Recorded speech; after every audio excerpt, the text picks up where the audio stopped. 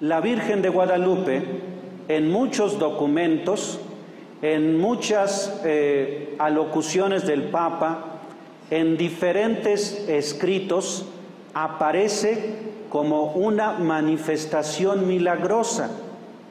Aun cuando no podemos decir nosotros que es un dogma, pero tampoco podemos decir que está en contra de lo que la Iglesia enseña, ¿verdad? La Iglesia enseña algo y está muy en sintonía con el mensaje guadalupano. Este es un elemento que tiene que quedar claro.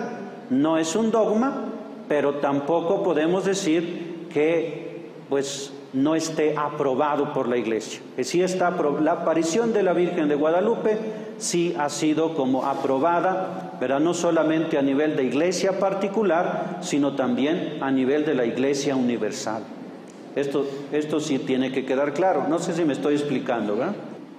Bien, y vemos entonces el primer dogma de la Santísima Virgen María, el primer dogma que nosotros, ¿verdad?, queremos profundizar, que es la maternidad divina.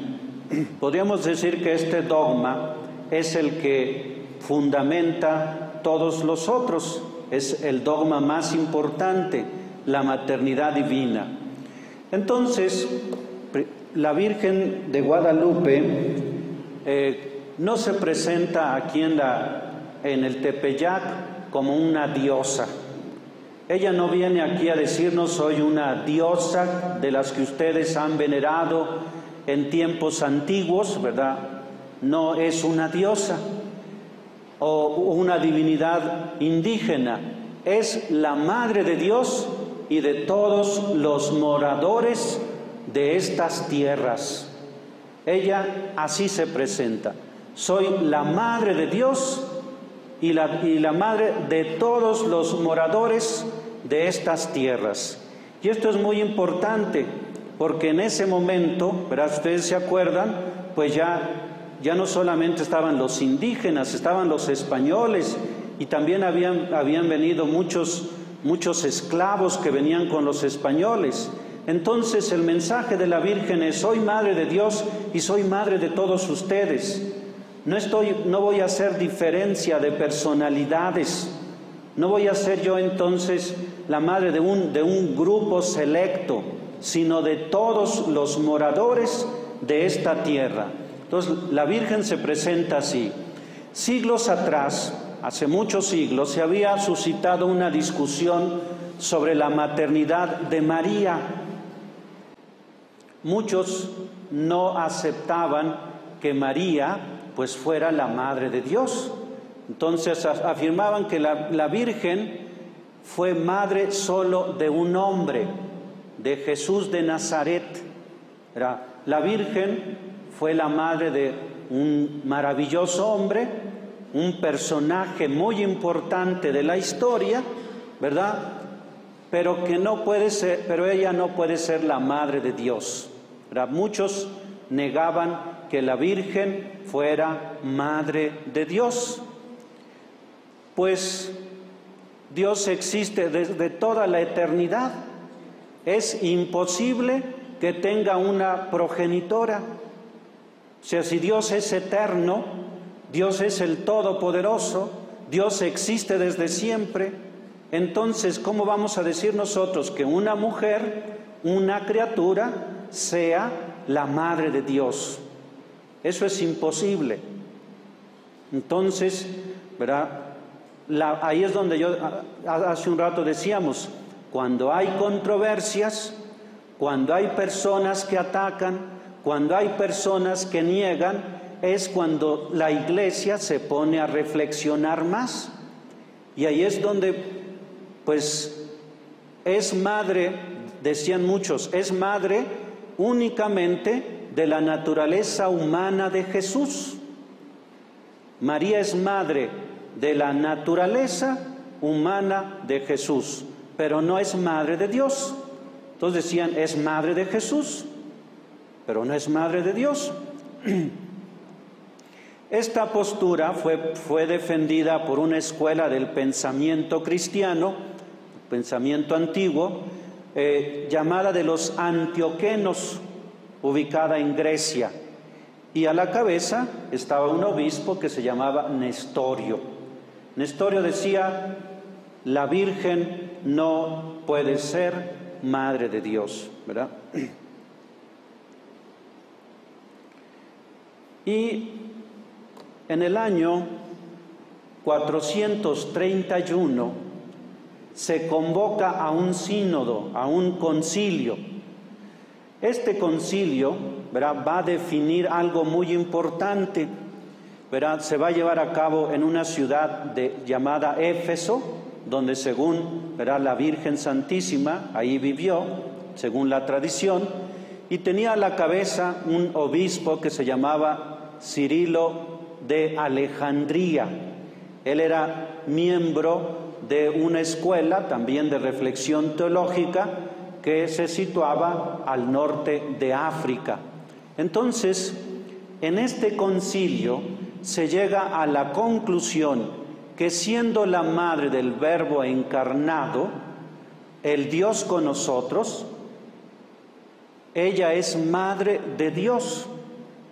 Y es cuando dicen, es la Theotokos. Recordemos, este término griego significa madre de Dios, la Theotokos, ya que no puede haber dos personas en Cristo, ¿verdad? No hay dos personas, solo hay una sola persona, donde se conjuntan las dos naturalezas, la naturaleza humana y la naturaleza divina. Por lo tanto, ¿verdad?, decimos nosotros, Jesucristo es verdadero Dios y verdadero hombre. No hay dos personas, no hay un Jesús hombre y un Jesús Dios. Hay una sola persona que tiene dos naturalezas, la naturaleza humana y la naturaleza divina. Y si la Virgen entonces es madre de la persona, también es madre de Dios.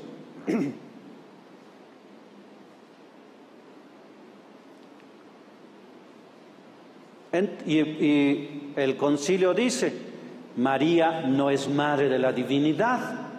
Obviamente la divinidad, como ya decimos, es eterna.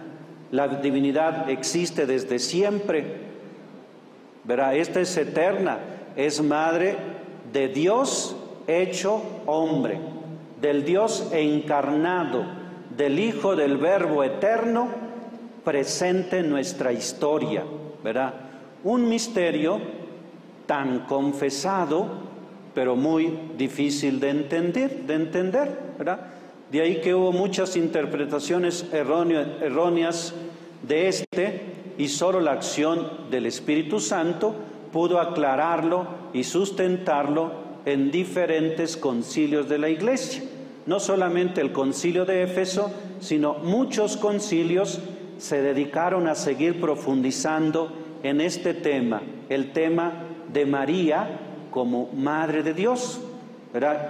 Y ya en nuestra época, pues es un dogma y es algo que pues nosotros creemos como verdad revelada, ¿verdad? Revelada por Dios.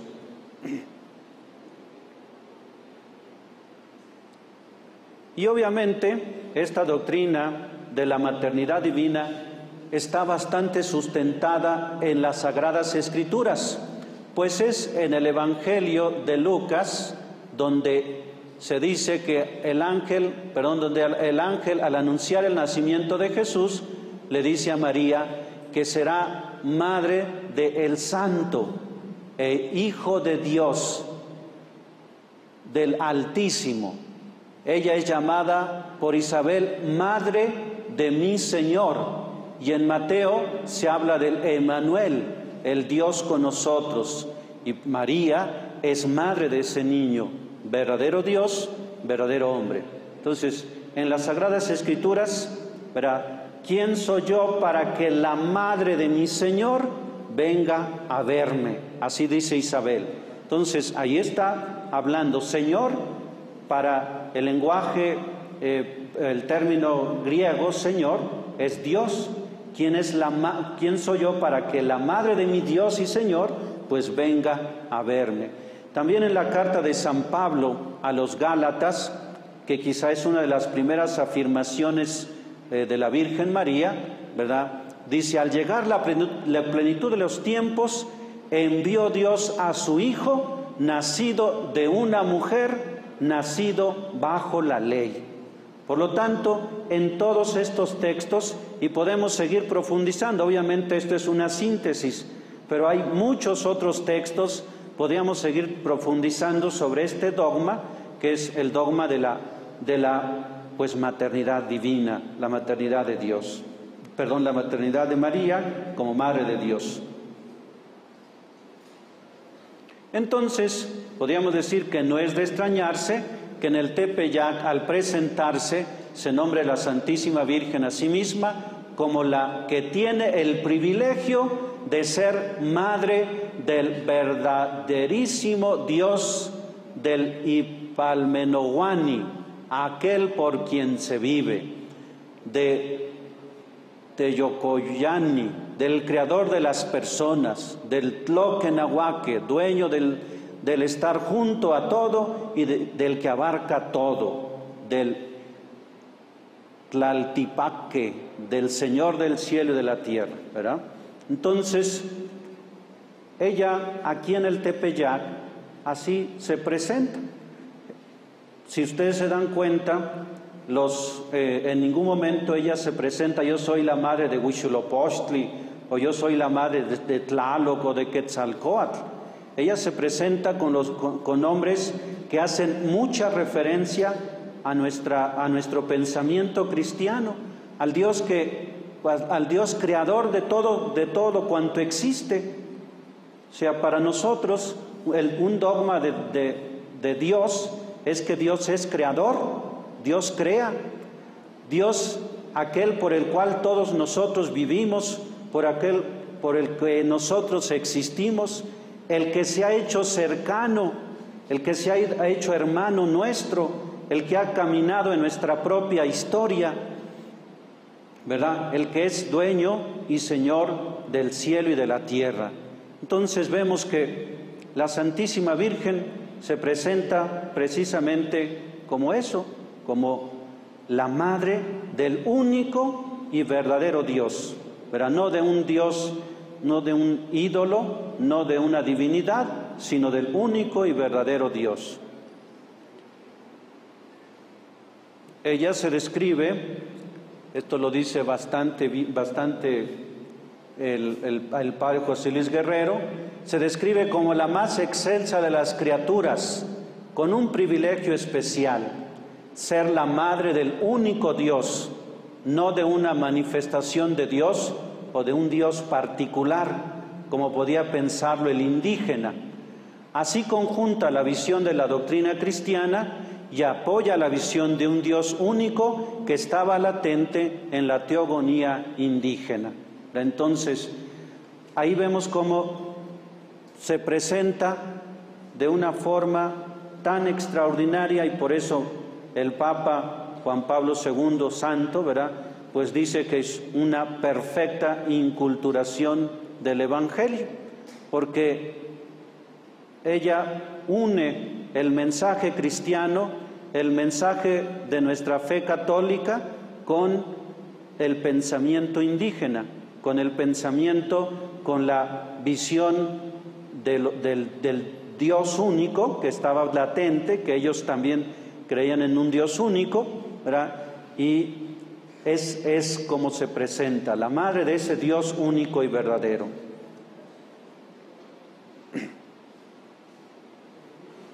Bien, entonces, ¿verdad?, ese sería el primer aspecto del dogma, el dogma de la maternidad, la maternidad divina de la Santísima Virgen María. El siguiente, pues, sería el dogma de la virginidad perpetua. En la primera aparición, la primera manifestación de la Santísima Virgen a San Juan Diego, cuando habla Cuando la Virgen habla tiernamente a San Juan Diego, le dice: yo soy la perfecta siempre Virgen, Santa María, Madre del verdadero Dios. Soy la perfecta siempre Virgen. Ahí es donde vemos este segundo dogma, ¿verdad? Del segundo dogma mariano. Monseñor José Luis Guerrero dice que esta presentación conjunta dos valores muy preciados para todas las culturas: ser virgen y ser madre, lo cual pues tendría que ser un privilegio muy especial, ¿verdad? Ser flor y fruto al mismo tiempo, que desde el lenguaje náhuatl puede interpretarse como: yo soy como criatura la máxima que puede existir, virgen perpetua y madre real, pero además tengo el honor inmerecido, gratuito, que Dios me otorgó de ser madre, no nada más de un hijo maravilloso, del máximo de los hombres, que es Jesús, sino también ser madre de lo que es Jesús, puesto que Él es Dios. Yo soy su criatura, pero tengo el privilegio de ser verdadera madre del arraigadísimo Dios. Pero allí, bueno, el Padre José Luis Guerrero nos presenta lo que nos, desde la mentalidad, desde lo que está entendiendo Juan Diego, ¿verdad?, podría interpretarse. ¿Cómo es que ella se presenta? Ella se presenta como una criatura, la más excelsa, la más perfecta, la más santa, la siempre virgen. ¿Verdad? Es el mensaje que le está dando a San Juan Diego. Aquí hay una clara referencia al único Dios que habían venerado los antepasados de San Juan Diego, a Ipalmenoguani, aquel que vive totalmente, quien está viviendo no solo su vida, sino toda vida, por quien vive todo lo que existe, el Creador, el que puede realizar el prodigio en María de mantenerla virgen y por la acción creadora de su espíritu, hacerla madre. Entonces, Dios es el Todopoderoso, Dios es el que tiene en sus manos todo poder. Por lo tanto, puede hacer que María sea virgen y sea madre a la vez. Esto es algo muy importante que nos está enseñando el Nican Mopoj, ¿verdad? Esta afirmación de la virginidad perpetua, de que la Santísima Virgen siempre fue virgen, ¿verdad?, ha causado también controversias y aún la sigue provocando, pues muchos interpretan literalmente algunos de los textos del Evangelio que hablan de los hermanos de Jesús y dicen que María fue virgen hasta el momento del nacimiento de Jesús, ¿verdad? Posteriormente, como toda esposa, tuvo otros hijos que son mencionados en los textos sagrados. Esto, pues ustedes bastante lo han escuchado, sobre todo en la mentalidad de nuestros hermanos, los protestantes, ¿verdad? Que ellos interpretan literalmente lo que dice la Sagrada Escritura, los Evangelios, donde mencionan los hermanos de Jesús, ¿verdad? Dicen, bueno, tú dices que la Virgen es siempre virgen, pero sin embargo en el Evangelio aparecen hermanos, que Jesús tenía más hermanos. Entonces, esto desde siempre, ¿verdad?, ha habido interpretaciones falsas. Entonces, no es que sean muy originales, ¿verdad?, no es que tengan mucha originalidad, sino que pues durante muchos siglos se ha provocado esta controversia, ¿verdad? La Iglesia Católica, desde los primeros siglos de su historia, ha sostenido la virginidad perpetua de María, avalada en la tradición que constantemente llama a la Madre de Dios la siempre Virgen. Los textos del Evangelio, al hablar de hermanos de Jesús, hacen referencia a los parientes, ya que en el hebreo dicho término también designa familiares o inclusive personas de la misma raza o de la misma nación. Entonces, ¿verdad?, el hecho de que se hable de los parientes, de los hermanos de Jesús, no necesariamente está implicando que ellos sean hermanos carnales de Jesús, y esto todos nosotros ya lo hemos escuchado. Entonces, lo que los hermanos separados o lo que algunos otros dicen, pues nosotros lo interpretamos, y la Iglesia a lo largo de muchos siglos ha dicho que la Santísima Virgen siempre fue virgen, ¿verdad? De hecho, en el rosario nosotros decimos virgen antes del parto, pues este hecho está bien atestiguado en los escritos sagrados. Concibió por obra del Espíritu Santo, ¿verdad? No concibió, ¿verdad?, por obra o por la situación del encuentro de un hombre y una mujer, sino por la obra del Espíritu Santo. Entonces esto lo dice el Evangelio claramente, ahí no hay vuelta de hoja, ¿verdad? También decimos virgen en el parto. Aquí no nos metemos en discusiones si María al dar a luz tuvo dolores o no. Algunos dicen que no, ya que de acuerdo al libro del Génesis, el dolor en el parto es consecuencia del pecado.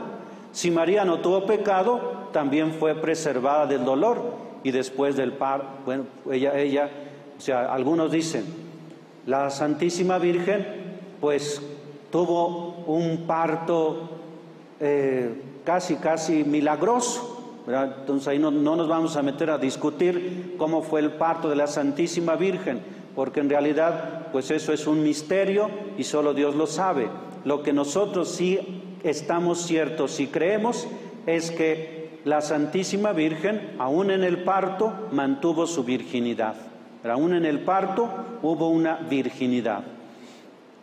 Y obviamente después del parto creemos que se mantuvo intacta, es decir, que aun cuando vivió como esposa, convivió con San José, ¿verdad?, en su vida como esposa, pero siempre se mantuvo virgen. ¿Verdad?